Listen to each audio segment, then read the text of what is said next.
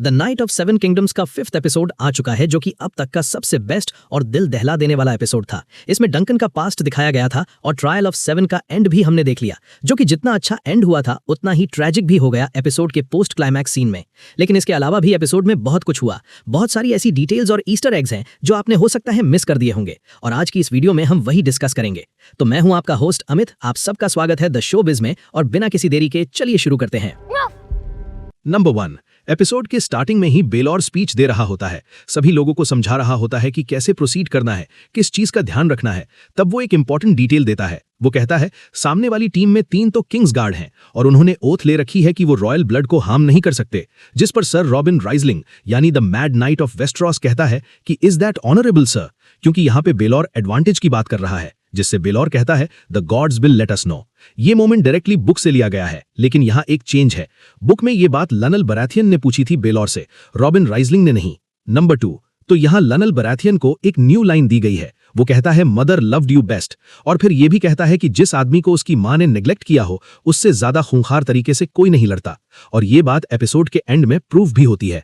बेलॉर first सन था और उसकी मां के फीचर उसके बालों के कलर से पता चलते हैं, तो हम कह सकते हैं कि इसका मतलब है बेलॉर की मां ने उसको ही सबसे ज्यादा फेवर किया होगा। और मेकर सबसे यंगेस्ट है, उसको मां ने क्या बाप ने भी नेग्लेक्ट कर दिया होगा। एयर टू द थ्रोन भी नहीं है वो। और एपिसोड के एंड में वही सबसे ज्यादा फियर्सली लड़ा था, क्योंकि उसी की वजह से बेलॉर की डेथ होती है।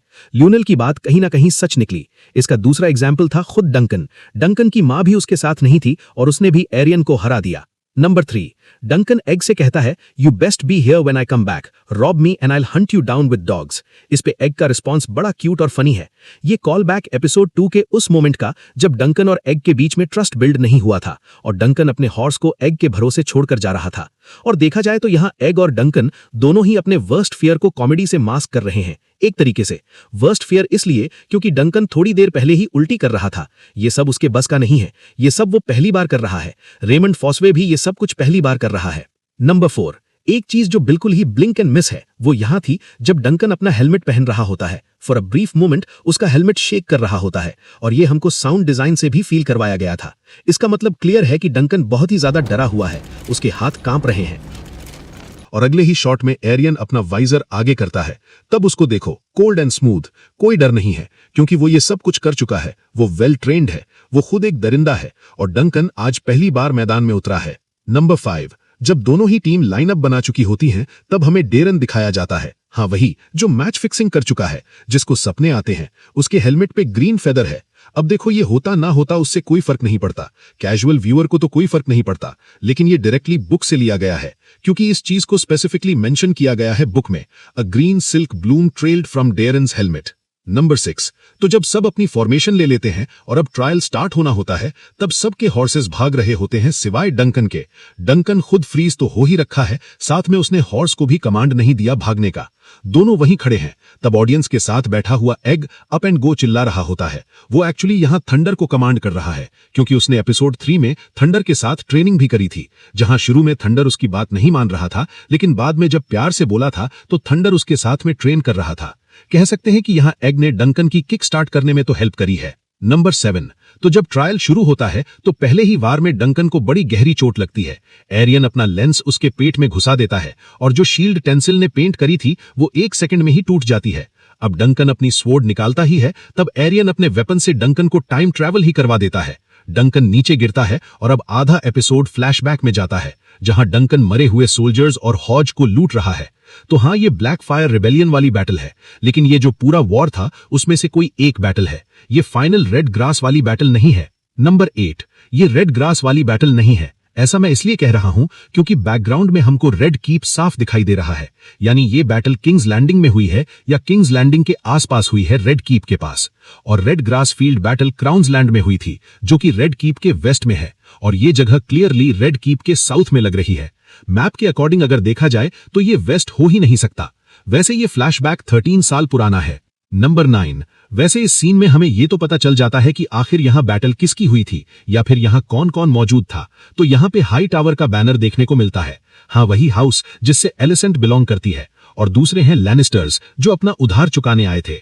ये स्पेसिफिक डिटेल बताती है कि लैनिस्टर्स हेविली इन्वॉल्व थे सिविल वॉर में एज टारगेरियन लॉयलिस्ट्स। नंबर 10, अब यहाँ फिर से एक बड़ी ही इंपॉर्टेंट डिटेल निकल कर आती है जो टाइटल से भी रिलेटेड है। इस एपिसोड का टाइटल है in the name of the mother, और लनल बराथियन ऑलरेडी बोल चुका है कि जिस आदमी की माँ उसको नेग्लेक्ट करती है वो फियर्सली लड़ता है। बेलौर और मेपर की माँ बेलौर को तो नेग्लेक्ट नहीं करती थी, मेकर को करती थी, तो मेकर ने बेलौर को मार दिया। डंकन की माँ उसे छोड़कर चली गई तो डंकन जीत गया, वो फियर्सली लड़ा।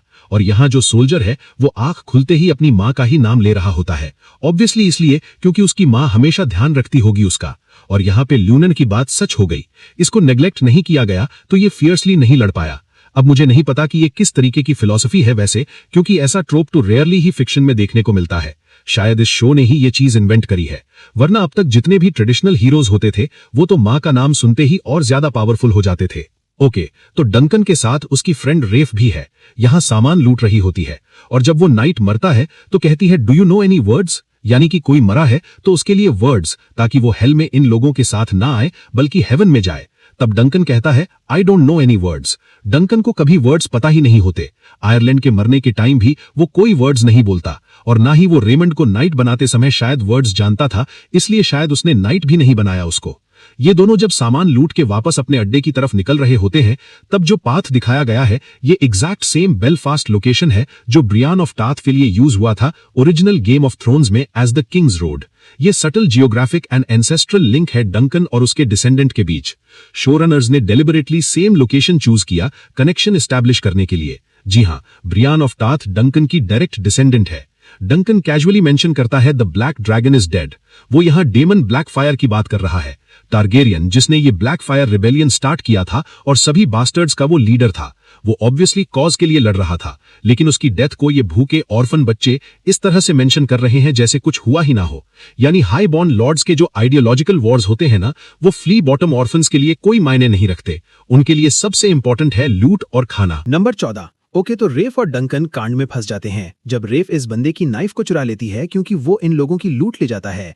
ये बंदा रेफ का गला काट देता है और डंकन को भी मारने वाला होता है। तभी एंट्री होती है सर अर्लिन ऑफ पेनिट्री की, और वो अपनी लंबी सी स्वॉर्ड लेकर आते हैं। अब तक ना अर्लिन को कभी ऐसे ड्रंक नाइट की तरह तो नहीं दिखाया गया था, लेकिन यहाँ तो बुरी तरीके से नशे में धूत है वो।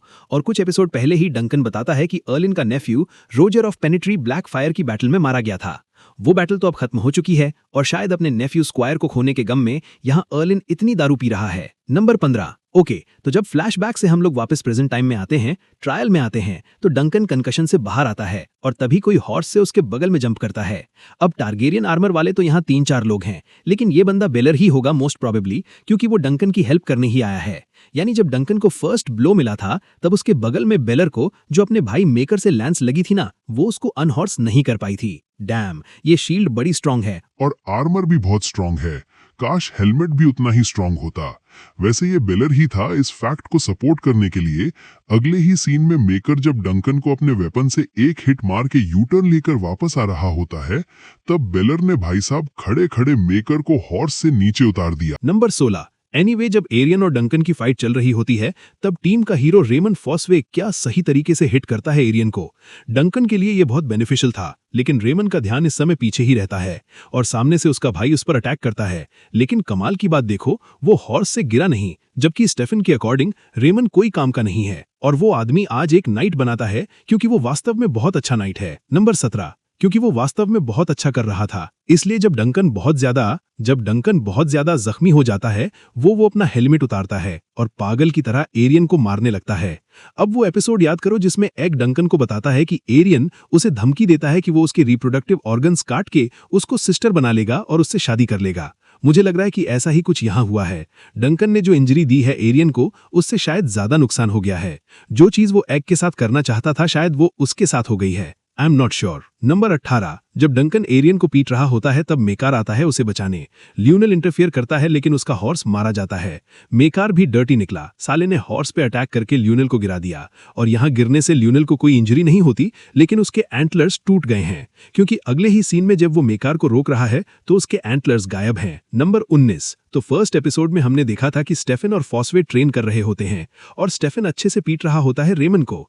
यहाँ जब डंकन एरियन को हरा देता है तब बैकग्राउंड में रेमन स्टेफन को पीट रहा होता है। उसी की टेक्निक यूज करके जैसे स्टेफन ने एपिसोड 1 में रेमन को गिराया था। मुझे तो लग रहा है कि अब तक रेमन ना आउट ऑफ रिस्पेक्ट नहीं मारता था अपने कजिन को, लेकिन अब धोखेबाजी करने के बाद तो वो फुल रेज मोड में चला गया है। नंबर 20, जब एरियन यील्ड कर देता है तब हमें एग्जैक्ट वो ब्लो देखने को मिलता है जिसकी वजह से बेलर की मौत होती है, लेकिन एड्रेनलिन रश के चलते बेलर अगले 10 मिनट तक तो सर्वाइव कर लेता है। मैं तो हैरान हूं कि इतना भी सर्वाइव कैसे कर गया वो। नंबर 21, जब ट्रायल खत्म हो जाता है तो बेलर डंकन के पास आता है और कहता है, I need good man sir Duncan. ये लाइन एग्जैक्टली बुक से ली गई है। ये कहते ही बुक में भी बेलर मर जाता है। वैसे यहाँ पर जब वो ये बात कहता है तब ऐसा लगता है कि वो नशे में है, और ऐसा इसलिए लग रहा था क्योंकि वो थोड़ी देर में मरने वाला था। नंबर 22, जब वो हेलमेट उतारता है तो साउंड डिजाइनिंग को नोटिस करो। लिक्विड बह रहा हो जैसे ऐसी आवाज आती है। और एक्चुअली में वही होता है। अगले ही फ्रेम में उसका सर पीछे से खुला हुआ था और वहां से खून भयंकर तरीके से बह रहा था। नंबर 23, बेलर मरते ही डंकन के ऊपर गिर जाता है और यहीं पर टेरियन का सपना सच हो जाता है।